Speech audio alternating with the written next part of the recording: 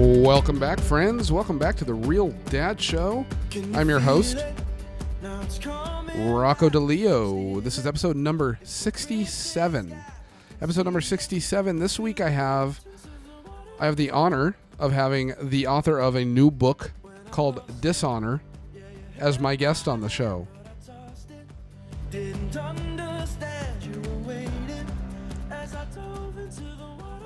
This week I have as my guest David Mike. David Mike is the author of Dishonor, an amazing book about redemption, about his time in prison, and he's going to get into all of that, friends. Just an amazing conversation with a super cool guy. He was on my show, the Undead Make 7 show, same podcast feed, same all this. Episode number 29, just go and look back in the archives if you want to hear an even deeper conversation on his prison time. Today we talk a lot about his prison time and about what led up to that, but we also talk about the man now, how the man was changed.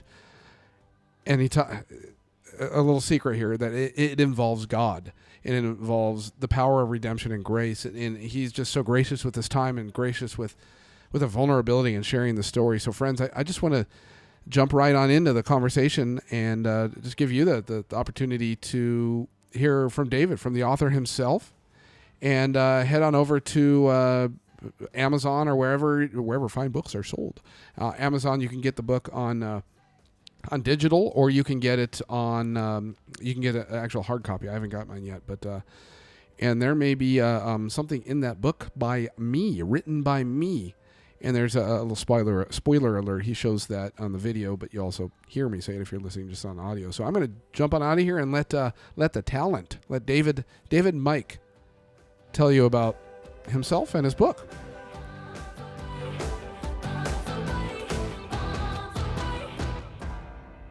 Today I have as my guest, a returning guest. It's a rare feat of returning guests, but it is my honor to have the author of a book called Dishonor.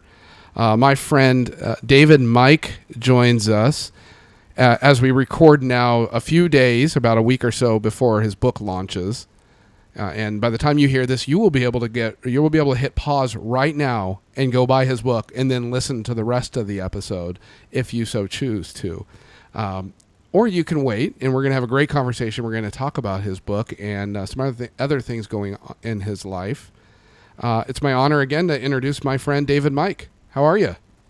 Pretty good. Thanks for having me on the show again. Yeah, awesome, man. I'm as I said, it's my honor. And you're a friend of mine, and I've read the book. I've read the web version of it. I've read the advanced copy version of it, and I was just taken aback, if that's the right word, in a good way, that you asked me to read it and to give testimonial. Is that the right word? Or whatever the word is.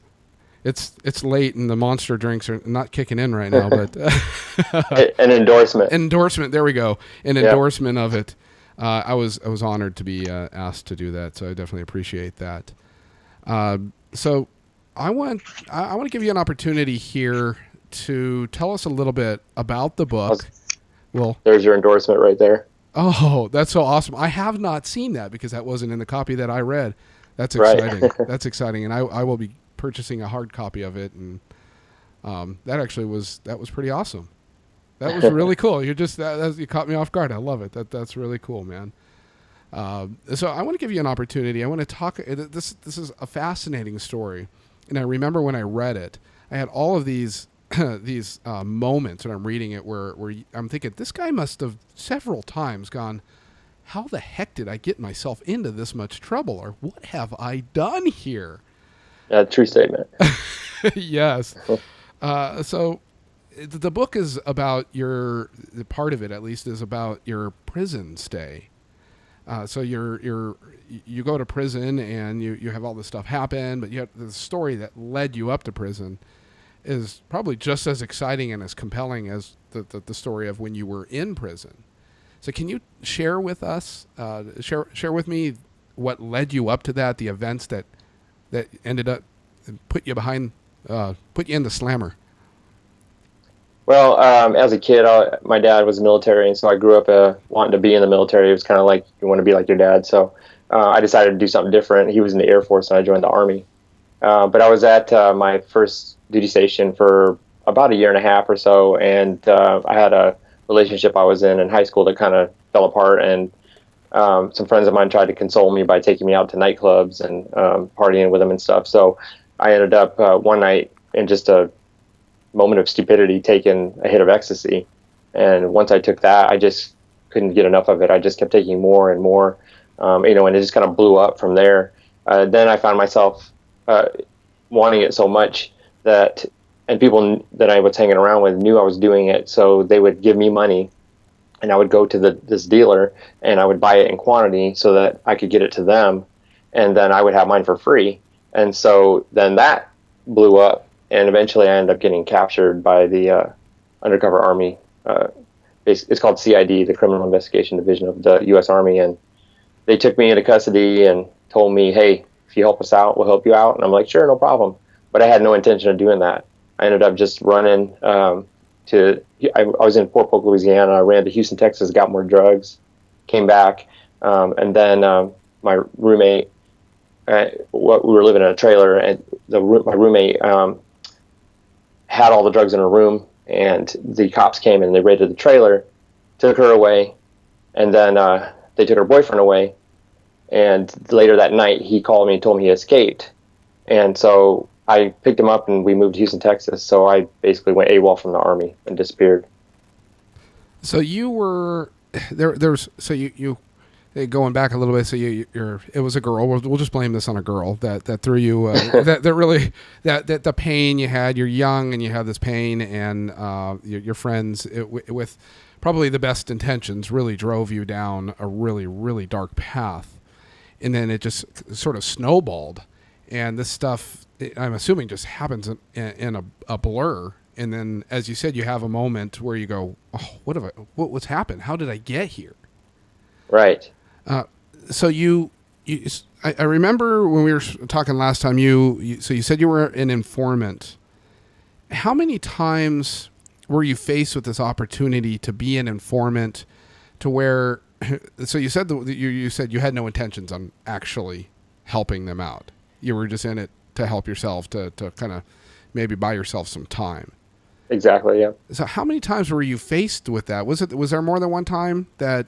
Right. Later on, I actually, after the 6 months of running from the military, I basically sold drugs to stay alive and just kept coming back to the post, which wasn't very smart, to sell drugs in that community and then a nearby town.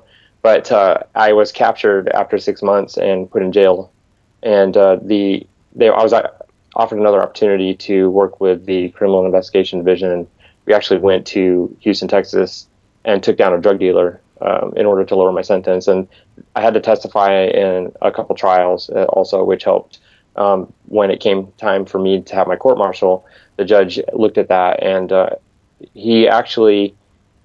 CID agent that was after me, he ended up testifying in my trial on my behalf, and because of that, the judge gave me a little bit of leniency. Okay, and this is the Thundercloud guy, right? Right. Okay, I love the names. Well, most of the names in there are not real.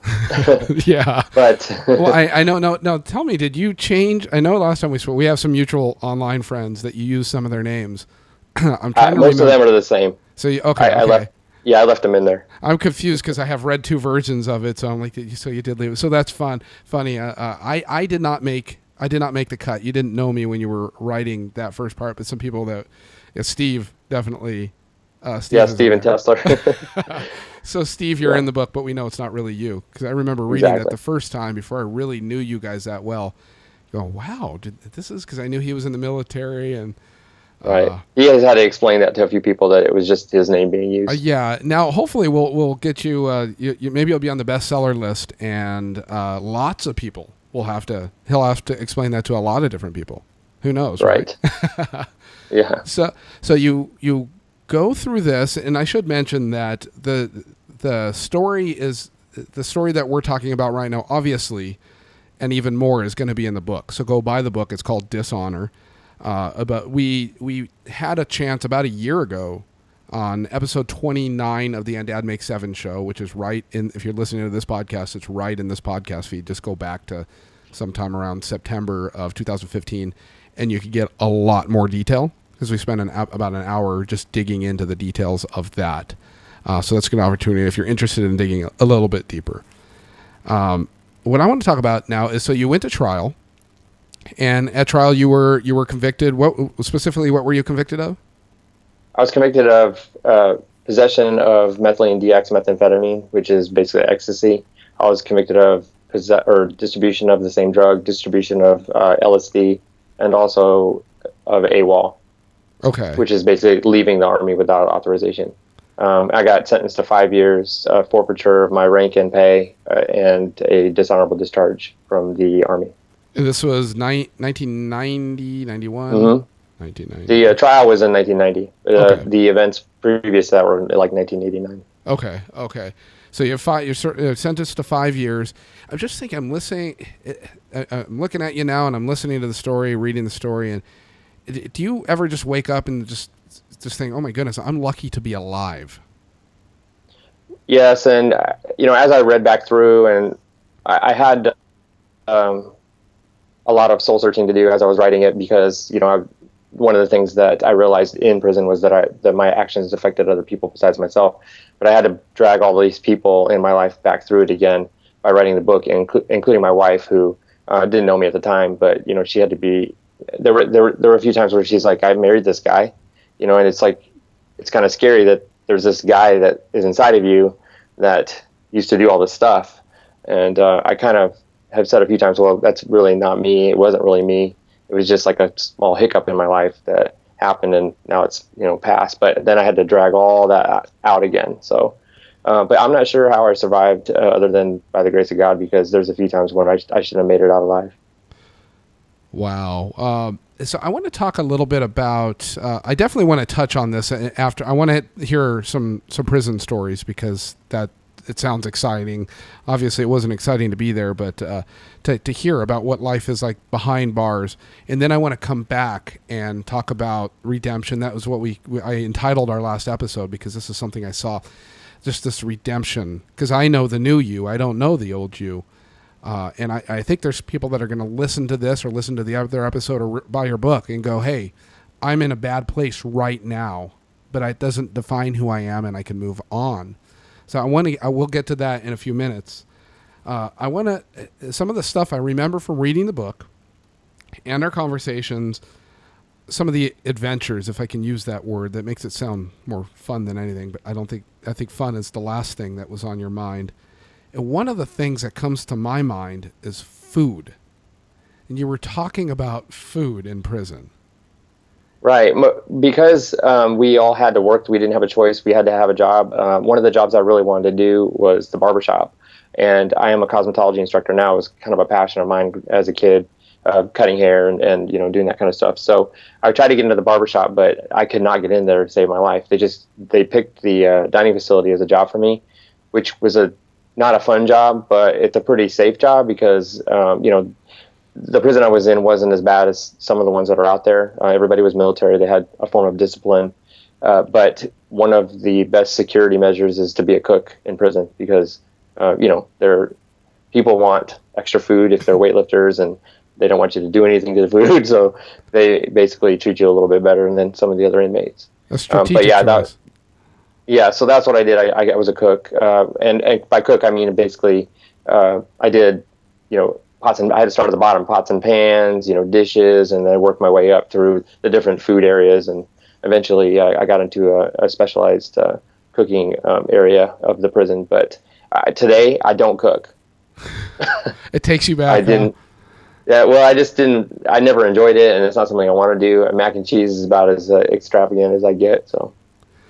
Now, the experience, I have some words here. Actually, it's funny. I took out my notes from our interview we did about a year ago, and some of the things that you had mentioned, I don't know if I wrote these or if you said these, but some of the words I have here to talk about the experience of being in prison. Again, I think we can all imagine what it's like, but I don't think that even comes close to actually experiencing it. And some of the words you have right here, these three words: lonely, isolated, and controlled. And the word hot, it must have been really hot. But the lonely, isolated, and controlled are the three words that just kind of jumped out at me. Tell me more about that as your time in prison. I was in 7 different facilities, so each one was a little different from each other. But when I ended up in Leavenworth, I had to go to the basement basically and stay there for 30 days, and you're isolated from the general population until you figure out how to manipulate your way through the different things that they have you do. But being in a cell with the door shut is the craziest feeling in the world, especially when you're still going through this. I don't know if detox is the right word, but withdrawals and being away from everything that you remember. Now, being in the military, I was used to structure and control, but not in this sense. I mean, you literally have no control of your life. But the time you wake up in the morning, you have to go to work. And once that door slams shut, those bars, it's like confinement is just, it's very frustrating, and it's no fun. It's not a walk in the park. Eventually, through each custody level, I was released from as much control, but there were some times where I literally would lose my mind just sitting in that cell. As far as the hot, there was no air conditioner in Fort Leavenworth. It was built at the same time as Alcatraz. It was about 150 years old when I was there, and it was extremely hot. It was in Kansas, so during the summers it was just miserable. So I'm thinking now. I live in Southern California, and today is an unusually humid day. It's 97 or 94 degrees, but it feels like it's going to rain. I'm thinking that's kind of like. Correct me if I'm wrong. I'm thinking that's kind of like the weather in Kansas this time of year, it being end of August. Right. I live in Nebraska now. It's very similar. Okay. And we were just walking out of church, and I'm just like, wow, this is miserable.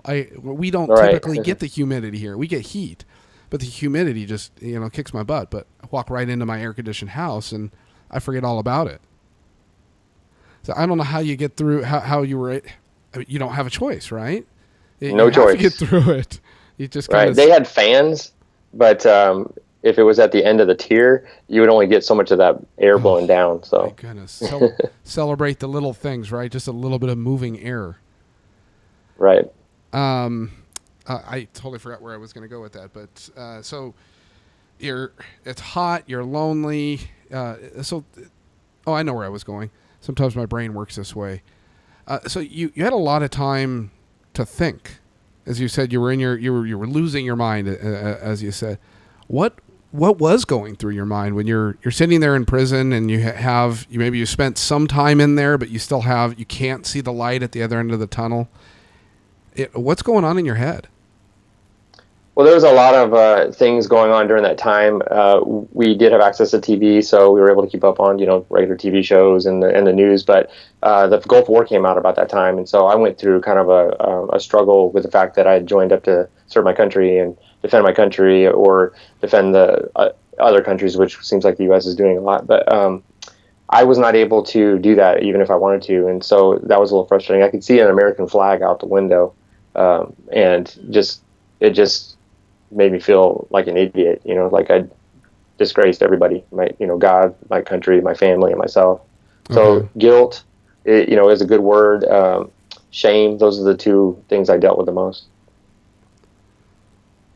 So I'm just thinking along those lines, the guilt and shame, and this is just something that seems to be in the books I'm reading and the conversation I'm having, regardless of somebody who's been in prison or whatever they've done. This is something that we, a lot of us, we carry, and it's almost, the devil loves it. It's like the candy for the devil. And I'm looking at a guy now that I don't see that you carry a lot of guilt or a lot of shame, and you always have a smile on your face, and you're very proud of who you are, even this part of your life. It's by writing this book. Maybe the plan is to sell enough books to pay off your house, but I think there's more to that than that. I think you're the story. There's some redeeming factor in this story, and that's why you wrote the book. help me understand how you got from that guy sitting in the cell, beating himself up, and that, oh my goodness, what have I done? I'm a bad person, or whatever it is that was going through your mind, that anybody who has this guilt and shame, to the guy I'm looking at right now. Starting from that moment there, how did you get out of that? Well, there were two major turning points, I believe is the best way to call them. There was one time where I actually relapsed in prison. I took a hit of LSD, and I mentioned this on the last podcast. But that same night, I had a letter from my father who had written a letter for my parole board. And it was kind of weird because I opened up this letter, and I'm still kind of trailing off of this LSD. And it says in there that he would stake his job, his reputation, and his life on the fact that I would never do anything like this again. And at that moment, I made a decision that I am hurting other people. My actions are not just, I was being extremely selfish, and I'm done acting this way and doing these types of things, and I've never touched anything since. And that was the first pivotal moment. The next. So hold on there, I want to just sorry to cut you off. I'm just thinking, what I hear there. I like to call these God moments, I guess. So you had been clean for a while. How long had you been clean up to that point?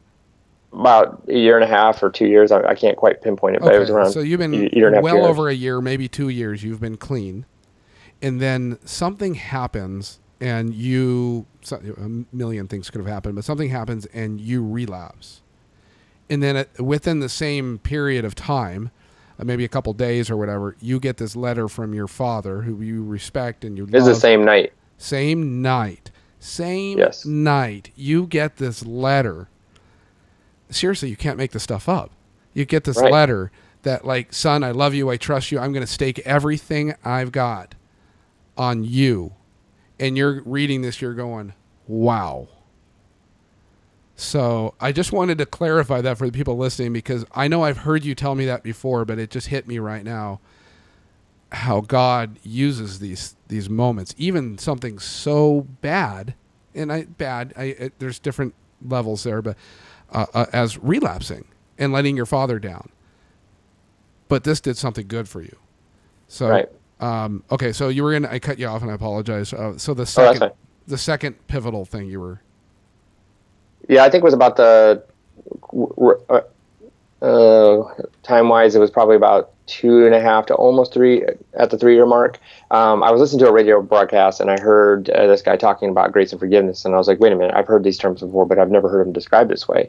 And it was the guy who wrote the book Classic Christianity. His name's Bob George. He had a radio program where people would just call in, and he says, yep, there's the book.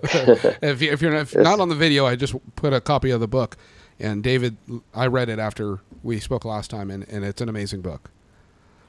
Yeah, but he says that no matter what you've done, God forgave you 2,000 years ago. He already knew you were going to do that, and he still sacrificed his life for you, knowing that you were going to do these things throughout your entire life.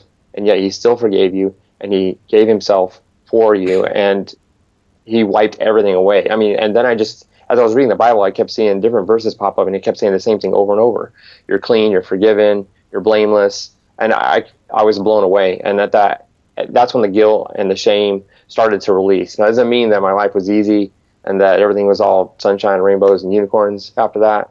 But it definitely, the air got lighter. My shoulders got lighter. And I knew that, it was going to be an ongoing process to actually process this information and feel God's love. But he loved me like I was his own child. That's such a powerful moment that so many people have had. I've had that moment as well, and I hope that even if it's just a small piece in this, that somebody listening to this or reading your book finds that as a door to have that experience themselves. Because I'm still kind of, as I'm rethinking what you just told me about relapsing in your dad, and just how God used that moment to really get your attention. So if somebody's listening to this right now and they're in that moment that, oh, God's getting my attention, you don't feel like it when you're at that moment. You feel like you just want to end it all. You feel just like rock bottom, as I've heard the term said. But hearing that the story continues, and God will use that if you allow him to. Heck, even if you don't allow him to, he'll still, right? Yeah. So now you had a faith, so you had a relationship with Jesus before all this, but it obviously took a turn, I guess, positively after going through all this. Right. And, unfortunately, growing up, and I'm not going to blame anybody, I just wasn't listening or paying attention, or I wasn't digging in deep enough to understand, or maybe it just wasn't the right time. But I grew up thinking that God was going to zap me all the time, that every time I did something wrong, I had to get right with God. And if I didn't, beg for forgiveness over and over, that, maybe I wasn't good enough. And so I think a lot of people struggle with the not good enough. The shame and the guilt lead to an unworthiness. But God doesn't want us to feel that way. He forgave us, and we don't have to keep asking for forgiveness over and over and over again. Just like if you messed up, at home, and you were asking your dad for forgiveness, and he said, "I forgive you," no problem. It's good to go. Punishment's taken care of. It's over with. And then you come back and say, "No, really, really, please forgive me." And it's like, no, I forgave you already. It's over with. I already took care of it. It is finished, is what Jesus said on the cross. David, I hear that, and I 100% agree with you, by the way. Why is it that I hear that and I agree with you, but yet I still struggle? I struggle with grace every single day. I don't know. I'm the same way too. It's just, you get caught up in the flesh, and it's hard to believe it, because, who does that? Yeah, because that's no one except for God or God, Correct. Jesus. Wow. We don't have the capacity to forgive people the way that he's forgiven us. Yeah. Oh, just imagine if we did. How much of a nicer place this this world would be, right? Right. So you have this God attention moment. I guess I'm using those words, but this moment where you relapse and you get this letter from your dad, and then okay, so I may have lost the timeline here. A little while later, after that, you're listening to the radio show, and you're hearing Bob George talking, and then you pick up his book and you start reading the book, and that's when you really start to understand what we were just talking about, this idea of grace and forgiveness. Yes. Okay, so how long after that? So now you're starting to get lifted up. You're starting to understand this, or at least you're starting to learn about forgiveness, and now you're not beating yourself up as much. How long did you have from that point to where you were a free man? After I read that book, it was probably only about 6 months or so, and then I ended up taking parole. I had the chance to stay a little longer and be done with my sentence, but I wanted out of that prison so bad. I ended up just taking parole, so I was in prison for a total of about 3 years, okay. And then I had to do about 2.5 years on parole, and then I got out and moved in with my parents, who lived in Omaha, Nebraska, which is how I ended up here. Okay. And then I signed up to go to cosmetology school, and then after that, the instructor program, and that's where I am today. I work at the same place. It's where I met my wife. She was a student there. So tell me about, as much as you feel comfortable sharing, of course, tell me about your family. I see you guys on Facebook. You have a beautiful family, your wife, and tell me about your kids and who they are. My wife is Lindsay, and she's a cosmetologist. She works for her mom, and her sister, they all went to the same school that I did. So we're kind of a hair family, but my oldest daughter is 16, and she's driving a car, and so that's fun. It's been different for us. I have a 14-year-old daughter who's in show choir, and then I have a 6-year-old, so she keeps us extremely busy. 3 girls. Yes, 3 girls. So 3 girls. I've got 16, 14, and what did you say? That last 6. Yeah. Okay, so what's more difficult, prison or raising girls? My kids are pretty awesome, though. I have to say, they're pretty awesome, so I would have to say prison. Yeah. What an amazing blessing. And obviously, I've got a few kids of my own. I do have 3 girls too, and a son. Right. And they're an absolute blessing. I'm not sure prison may sound easier for me. Totally kidding. Just to think of where you've come and the blessings that God has given you through all of this, that you were able to lift yourself out of that and allow God's plan to just kind of hop back on God's highway and sort of work through and be in God's will, because obviously this is what he wants for you. So I have in my handy dandy notes here a question I wanted to ask you. How has this experience changed you, and how do you think this perspective of having this background helps you? Because I think there is a place where it can actually help you as a father and a husband.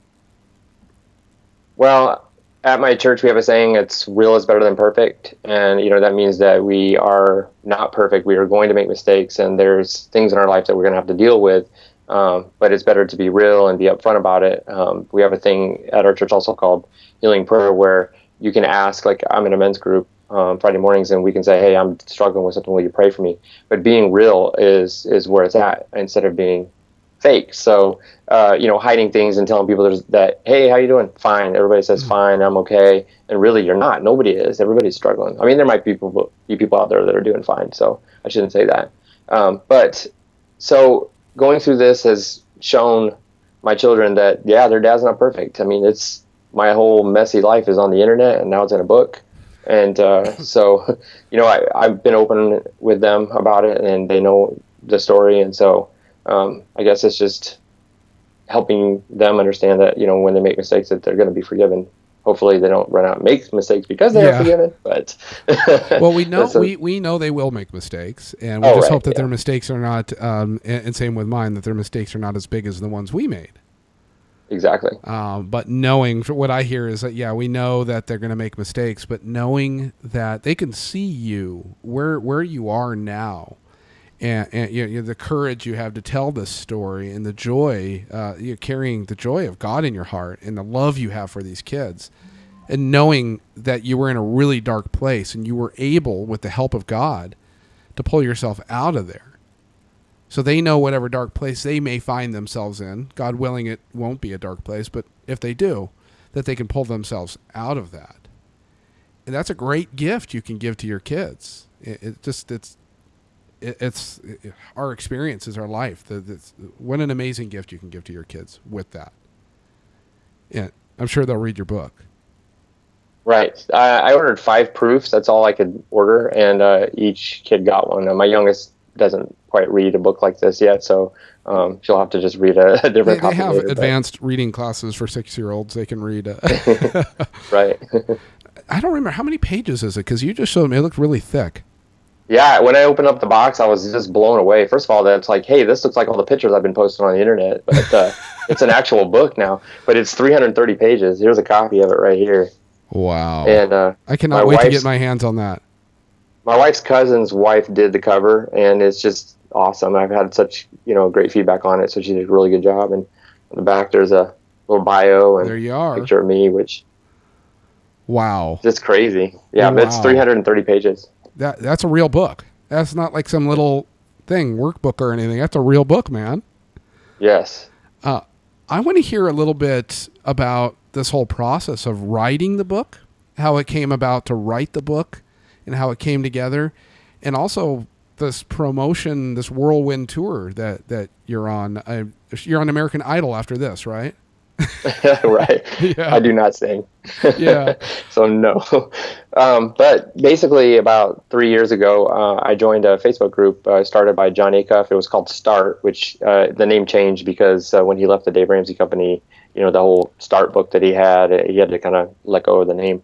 But this Facebook community was a whole bunch of people that were joined together and who wanted to achieve some sort of goal, and everybody had a different goal. And I said, well, I want to tell this story, about my life. And somebody said, you should write a blog, because if you do a blog first, you're going to get a whole bunch of people who will follow you, and they'll support your writing, and then basically they'll kind of be like a launch group per se. And I had no idea that it would have that it turned into what it turned into. So I decided to start writing. I wrote a couple of funny stories about my childhood and some silly stuff that I did, and there's some stories on my blog that are like that. But then I put in the very first post, which is basically the prologue of the book. And when I put it on there, the title is "Oh No, What Have I Done?" And a little bit of clickbait there, but one of the people in the group I was in posted it and said, "Hey, everybody, you need to read this." And when she did that, like more and more people started reading it. And then I decided once a week I would just write it, pick one day and post. So it took me about a week to finalize everything, put it all together, and then I would post every Tuesday. And I did that for almost 3 years straight. And each week, if you if you were following along from the beginning, you had to wait a week, wait a Yeah. week, wait a week. I But came if in you, after it was all done, so it was easier. I could yeah, just binge read it and be done with it. I think I read most of it on an airplane. right. I think it takes about 4 hours to go from start to finish. So the blog is an extremely rough draft of the book. About a third of the way through, a woman approached me, also from the groups, and said, "Hey, I really would like to coach you with your writing or help you out with your writing. You're doing a great job, but I can see some potential here that maybe you're missing." So her name is Judy McKee, and I let her. Uh, Basically, I sent the blog post to her through Evernote, and she would send it back with some notes. And obviously I'm a man, so it was very dry and kind of flat. And she helped me provide some emotion. She said, talk about how you felt and some things like that. So I got some coaching, and so the writing style shifted after about a third of the way through. And then after I was done with that, I compiled everything and had it professionally edited. There's a lot of stuff I didn't know behind the scenes of creating a book, or I've learned quite a bit in the process. So it's a long, drawn out process. So tell me a little bit about, so you have a blog, I think it was like 84 or 88 blog posts. Mm-hmm. And how do you get that to become this 300-page bound book? What's the whole process? Okay, so I had to take each post, I copied and pasted into a Word document one by one. Holy smokes. And then I had to delete all of the, next week you're going to hear about this type stuff. So I had to kind of like take out the blog post type features and create more of a flow. And so I kind of had to rewrite the whole thing as I was posting it. And then I sent it to an editor, and then it was gone through again, and all the misspellings and mistakes and grammar and things that I don't have any idea, how to do. Chapters and taking out some of the subtitles. And so it took quite a while. And after that, it gets sent to a formatter who then makes sure that it fits inside of a page with a number on the top and the title, the way the book actually is supposed to be laid out. And that had to go back a few times. Unfortunately, there are a couple errors in the book, but every book has errors, so I'm good with what's in there. So if you can find the typos in there, just look right past them. There's two of them that are in there for sure. There could be more, but we need to sell out the first edition so they can fix that in the second edition or the second printing or whatever they call it. Well, I self-publish, so actually each book is it's print to order. So it's kind of weird. Like you buy the book, they print it, they mail it to you. I have no idea. They must have a big machine somewhere that just spits books out. It's crazy. So this is available on Amazon, and so you could do a Kindle version of it or a regular paper copy. Yeah, it's a paper copy and a Kindle. It'll be August 30th. It releases on August 30th. On August 30th, I'm hoping to have the majority of the purchases, mostly because I want to be picked up by a traditional publisher down the road.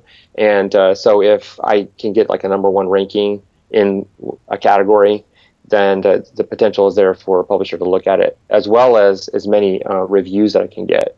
So I do have a launch group. If you join the launch group, there is a digital copy available that you can read the whole book right there on your phone or on your tablet. And then hopefully, if that's done ahead of time, this might be after the fact, I suppose, right? This podcast. I might throw some of this part of the video, the video part out, and I'll write some stuff up too. Okay. So if you do that now, before the 30th, and you're able to read through the whole book, you can actually leave a review, which will also kind of help me down the road as far as traditional publishing is concerned. So. Cool. So I just along these lines, before I let you go, I wanted to, along these lines, learn a little more about promoting the book. So I think people listening to this I get super geeky, so that was really interesting what you just shared with me, like all this stuff. And I think the tediousness of it I would want to rip my hair out, the little hair I have left.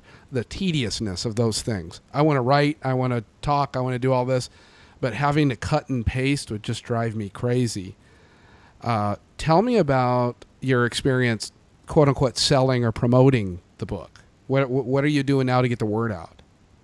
Well, one of the things that I did do, which was beneficial, I mentioned, is just blogging for 3 years. That created a group of people who were excited to see it actually, come to fruition. The whole thing just, you put together in a solid book. And so after that, I created a Facebook group that is basically a launch group. And like the first day, about 600 people joined. 400 people joined, and it's grown to about almost 750 people. Now I realized that I did try to do it organically and let people join. A couple of people in the group have added some people, so they may or may not know why they're there. But overall, I hope that how much longer everybody Facebook will allow that. People just dropping people into groups, but yeah, I'm not sure, but it's it. allowed at the moment. And so with the launch group, basically, I keep posting pictures and little infographics from some programs that I've picked up along the way, and just kind of keep people actively engaged. And I share those also on my author page and then on my private page. And then I post each one of those, in Facebook groups that I know that kind of thing is allowed. And so I get a lot of activity that way. As far as promoting the book a little bit more directly, I opened what's called a Thunderclap campaign, and it's basically a simultaneous internet blast of a pre-populated tweet or a Facebook post that I created, and anybody who signs up for it, it will go out at 8 a.m. on the 30th, all at the same time. Well, it's interesting that you just said thunderclap, and literally as you said that, I just heard thunder go off. So maybe my goodness. I'm not even kidding you. I'm like, whoa, how did you do that? How did you do I'm that? not sure. David Mike can make thunder happen 2,000 miles away from his house. So here, some of the stuff, people may hear this after the fact. I'll put some of it out. But even if they miss it and they're listening to this, maybe they're interested in writing a book too. And this is really interesting. You put a lot of, so say you sell 1 million books on August 30th and you're a quote unquote overnight success, right? I'd have to praise God on that, because that would just be a miracle. Well, the work you've put in over the years of getting a running start by starting the blog and building this tribe. And I mean, you pulled me into your tribe. I've been following you since I met you. I think I was talking to you about 1.5 years ago. Connected. I think Steven Tesser connected us. Yeah, mainly the road to success for anyone is become friends with Steven Tesler, and he seems to know everybody and loves connecting people. So thank you, Steven, for making that connection. But you put the work in, so you didn't just have on day one. You have this great book that nobody knows about because nobody knows you. You've built this. I think Seth Godin calls this tribe, right? You've built this tribe of people who know you and they trust you, respect you. And many people, like myself, consider you a friend. And I could tell you one of the things that I know personally about you that this, I guess the term would be endearing, endears me, if that makes sense. But I was I don't know if you remember this, but I was off the grid for a few months when I took a break from my podcast. And it was either two, maybe there was a third person, I can't remember, but at least two people I remember reached out to me. You and Steven Tesler. And it just wasn't this huge, nobody sent like clowns to my house or anything, but it was, or flowers or any of that. But just hearing, you took the time, I don't even know if you remember this, but you took the time I think you just asked me like, hey, are you still going to do your podcast or something? And I was almost ready to and I don't think I've shared this with you. I was almost ready to give up the podcast because I had a lot going on in my life. And I'm like, I just don't want to do this anymore. This is just too much work, and it doesn't matter to anybody. And then when I got that, it was like, wow. Because I did not really know you before I did my podcast. And you cared enough to reach out to me, just to check in on me, just, hey, are you still going to do it?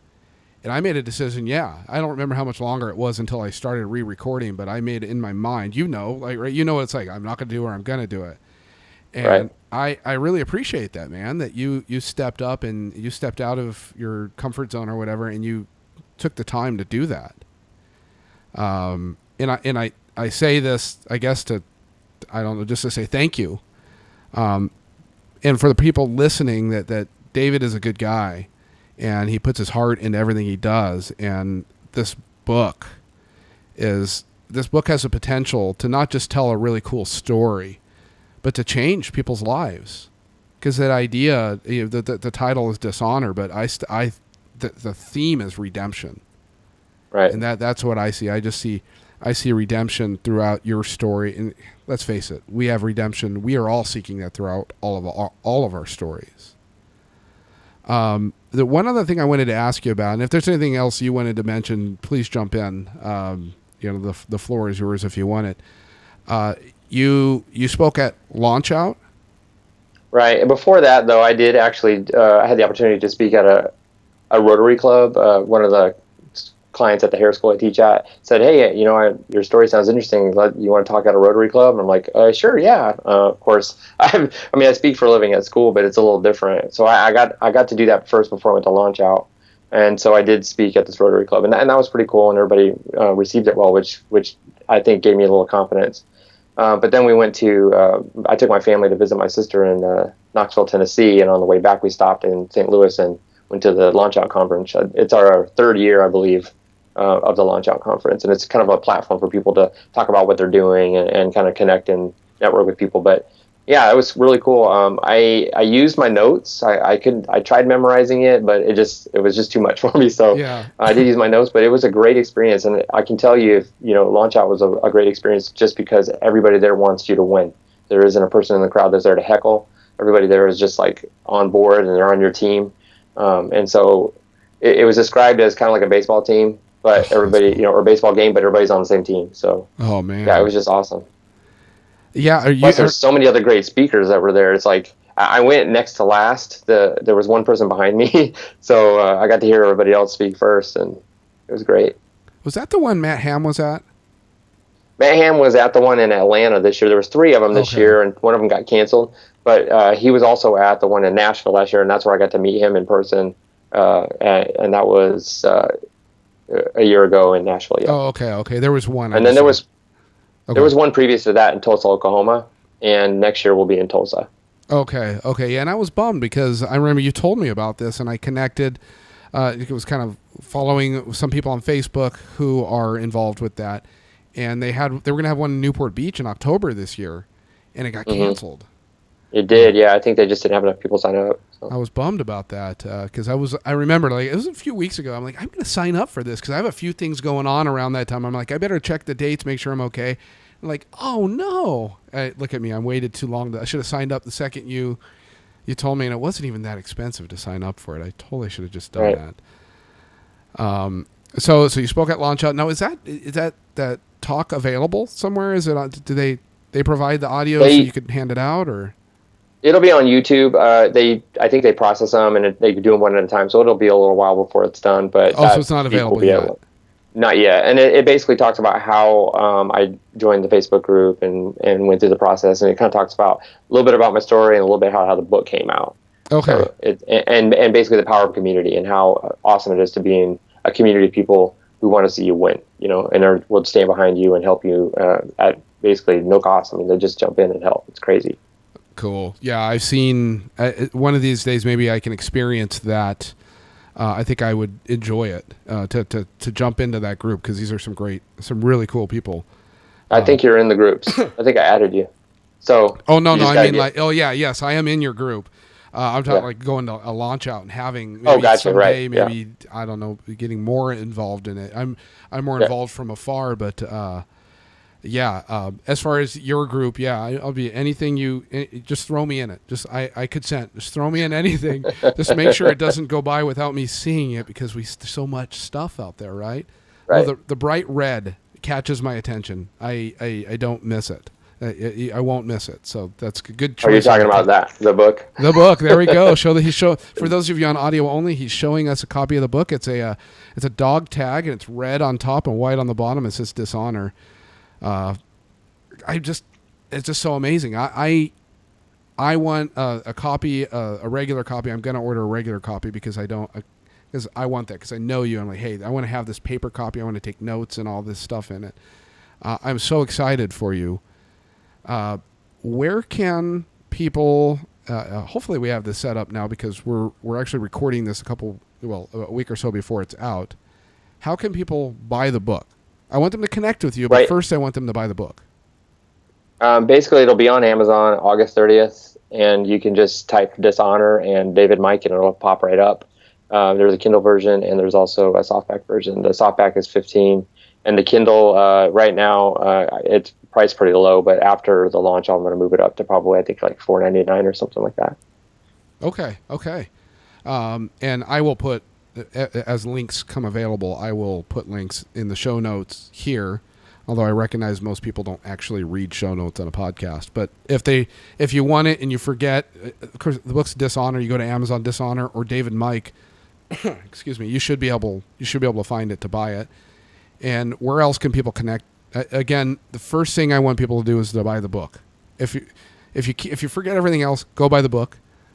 Where can people connect with you, David Mike, at? My website is www.dilemmamike.com, and then I'm also on Facebook under David Mike. There's two of us. My dad, he's got a lot more gray hair than me, so I'm the younger one. Yeah. And then also on Twitter, I'm at Dilemma Mike, and any other social media that you can think of, I probably have it, and it's Dilemma Mike, 1L, 2 M's. Awesome. I'm trying to think if I missed anything before we say.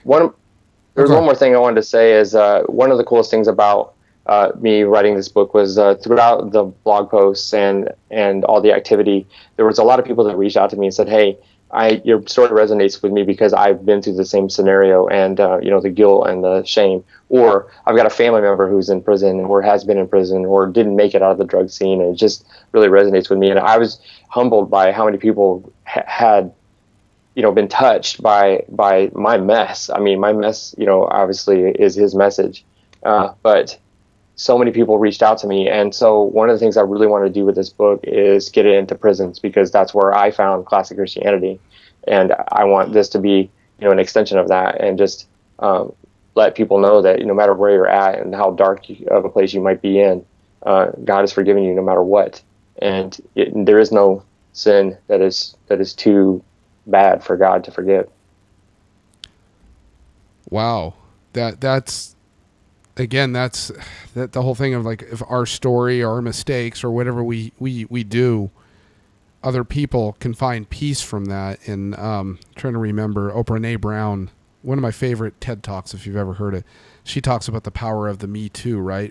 I see somebody else going through some pain or whatever, or someone else has had the same experience, and for someone to say, "Oh, me too," like that just how comforting that is.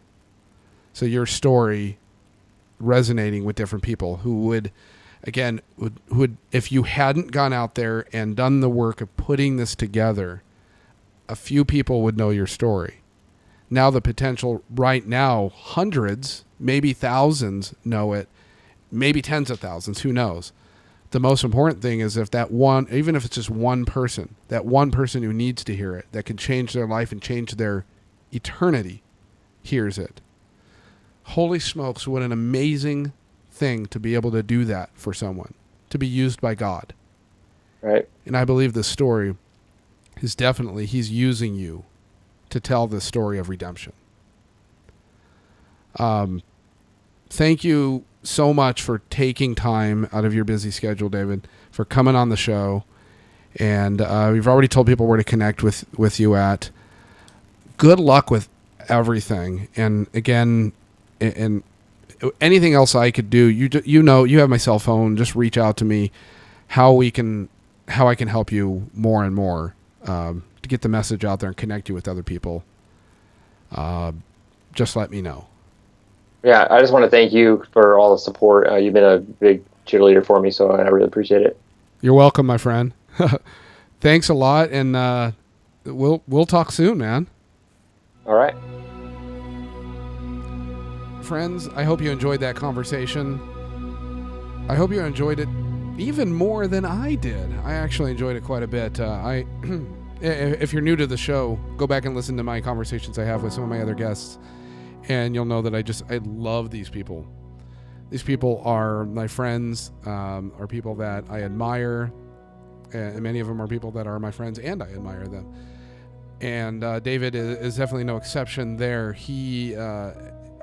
We had such a great conversation, and just I always learn something new from my time with them, and I'm so honored, and I am just I have a lot of joy in the experience that I get to have sharing these conversations with you, my audience, and just growing closer to God, and growing as a man, as a father to my children, and just as a person, and just hearing the story and understanding how God works. There's a part in the interview that really, and that was on. I hadn't thought about that point where he talks about the letter from his dad. It just really, that was a real moment that I had there, and just I'm like, oh, I've heard this story like 5 times, and I could see God right there painting the picture, getting his attention, and it got my attention.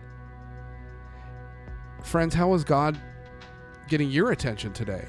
Is he working on you? I'm sure he is. Don't fret. Don't give up. God loves you.